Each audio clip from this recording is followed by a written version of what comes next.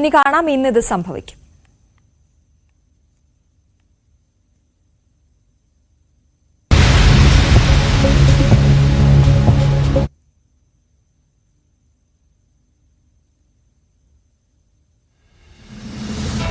Kerala governor Arif Muhammad Khan മാറ്റം. ആരിഫ് മുഹമ്മദ് ഖാന് പകരം ആരിഫ് മുഹമ്മദ് ഖാൻ ഇനി ബീഹാർ ഗവർണറാകും.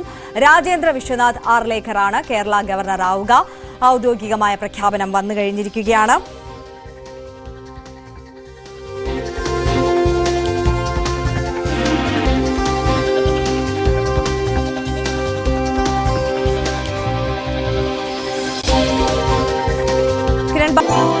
ഏവർക്കും വിൻകോസിന്റെ ക്രിസ്മസ് ആശംസകൾ.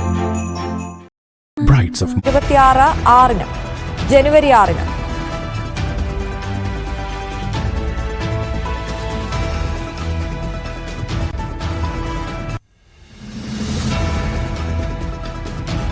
മുൻ പ്രധാനമന്ത്രി അടൽ ബിഹാരി വാജ്പേയിയുടെ 100ാം ജന്മവാർഷികം ഇന്ന്.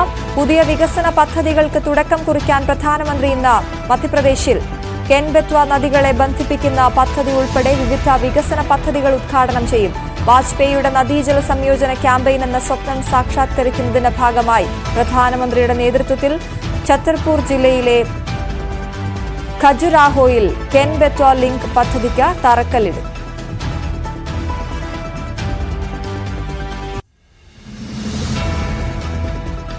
സംസ്ഥാന ടൂറിസം വകുപ്പിന്റെ ആഭിമുഖ്യത്തിൽ തിരുവനന്തപുരത്ത് സംഘടിപ്പിക്കുന്ന വസന്തോത്സവത്തിന് ഇന്ന് തുടക്കം. കനകക്കുന്നിൽ സംഘടിപ്പിക്കുന്ന വസന്തോത്സവം പുഷ്പമേളയുടെയും ന്യൂ ഇയർ ലൈറ്റ് ഷോയുടെയും ഉദ്ഘാടനം ഇന്ന് വൈകിട്ട് 6 ടൂറിസം പൊതുമരാമത്ത് മന്ത്രി PM മുഹമ്മദ് റിയാസ് നിർവഹിക്കും. ഇലുമിനേറ്റിംഗ് ജോയ് സ്പ്രെഡിംഗ് ഹാർമണി എന്ന ആശയത്തിലാണ് ആഘോഷ പരിപാടി. മന്ത്രി V ശിവൻകുട്ടി അധ്യക്ഷനാകും. മന്ത്രി GR അനിൽ മുഖ്യാതിഥി.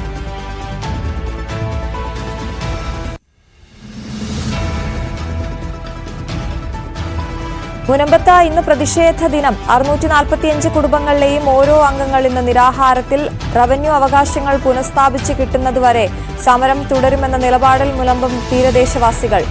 പ്രതിപക്ഷ നേതാവ് VD സതീശൻ ഉച്ചയ്ക്ക് മുനമ്പത്തെത്തി.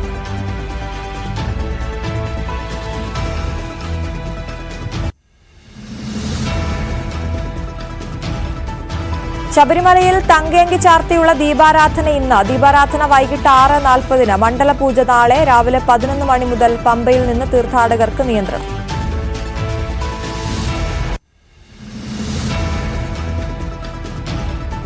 മോഹൻലാലിന്റെ ആദ്യ സംവിധാന സംരംഭമായ ബാറോസ് ഇന്ന് തിയേറ്ററുകളിൽ. വരവേൽക്കാൻ ആവേശപൂർവ്വം ആരാധകർ.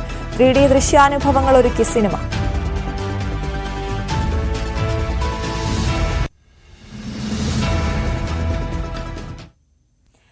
എല്ലാ പ്രേക്ഷകർക്കും ഒരിക്കൽ കൂടി ക്രിസ്മസ് ആശംസകൾ നേരുകയാണ്. ഇനി കാണാം ഇത് കണ്ടോ.